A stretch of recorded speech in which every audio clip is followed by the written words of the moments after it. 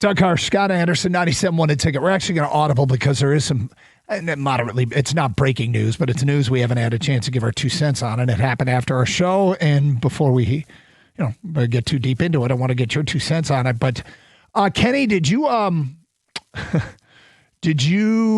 of the TV character you would be if you could be a TV character in real life?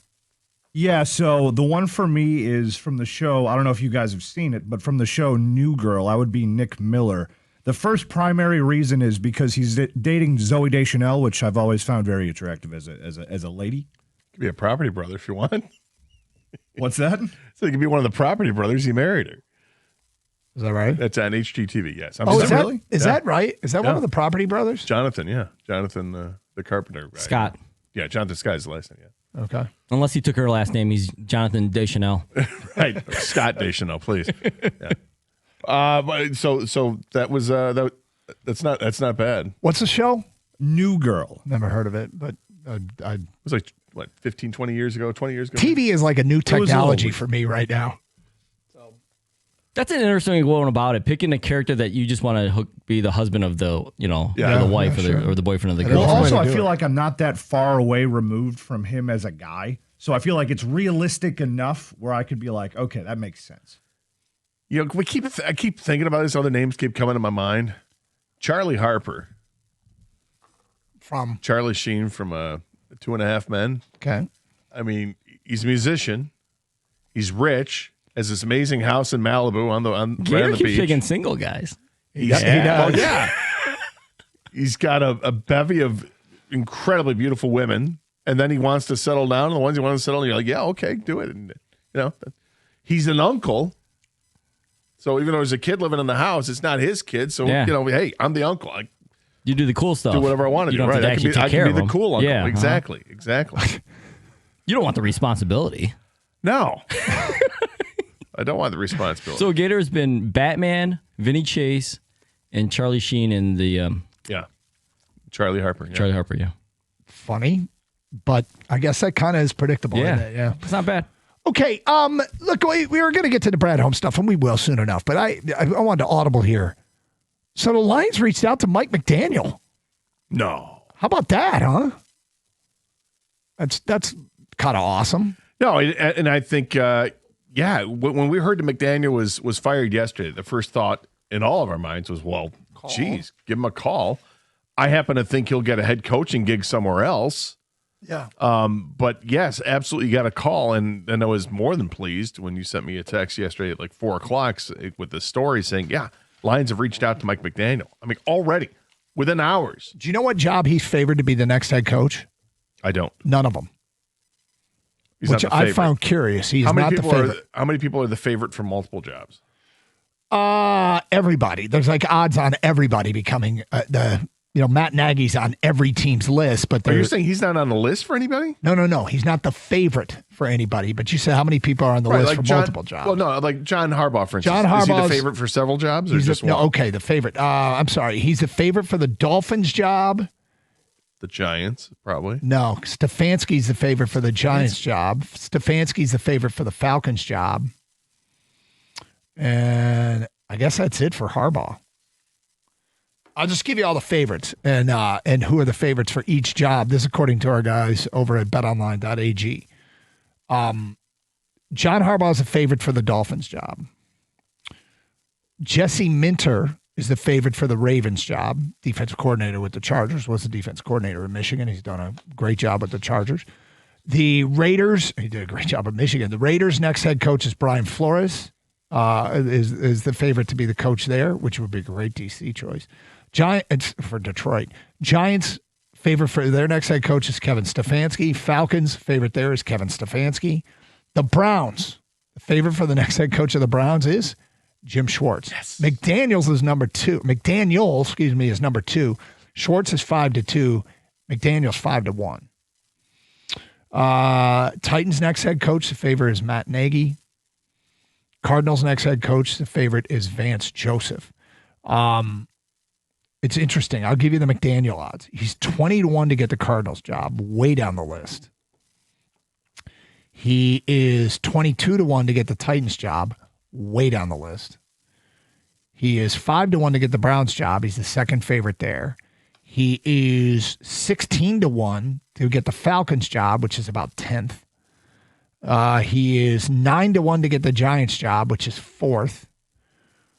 He is 10-1 to get the Raiders job, which is tied for 5th.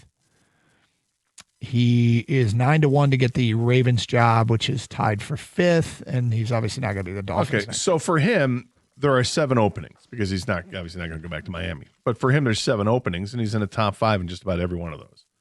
So with 8 coaches to be hired in this cycle, I still think he's going to get hired in this cycle. I hope he doesn't. I hope that he's like, you know what? Detroit's a great gig. I'll take that one. So there's a story on CBS Sports of where he's most likely to land, and the only head coaching job that they mention, I believe, is the Foot Commanders, but let me double check that.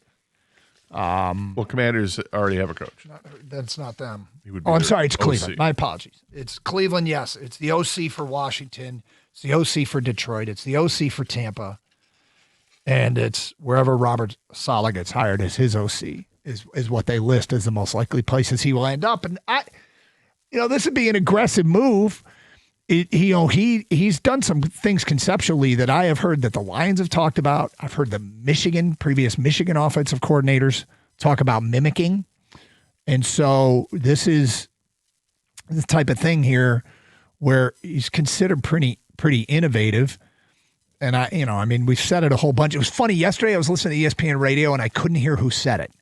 But they had an analyst on who said, well, if I were him, I'd take a strong look at Detroit. You're playing with a possible future Hall of Fame quarterback. And I'm like, I haven't even thought of Jared Goff in those terms. But if he is, then the Lions might go back-to-back Hall of Fame quarterbacks.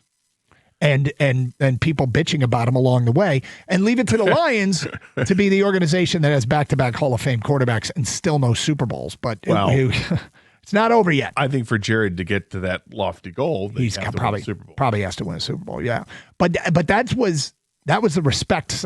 Again, I didn't hear who it was, and so I hate bringing it up without saying who said it.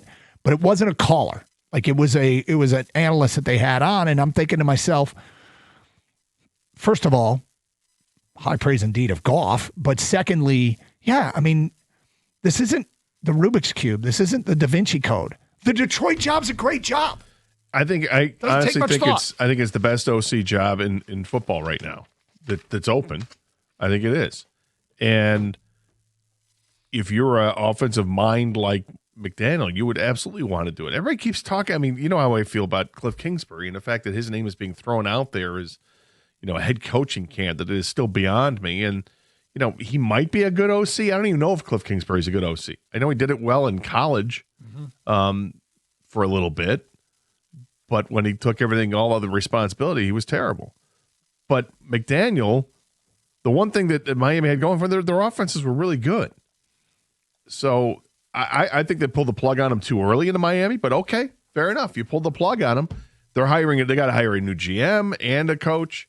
I know there's huge ties with the owner and John Harbaugh, and there's a GM that they want to hire that has ties to John Harbaugh. I think that's why Harbaugh is the odds-on favorite right now. But thank you if it leaves McDaniel out to be taken as an OC.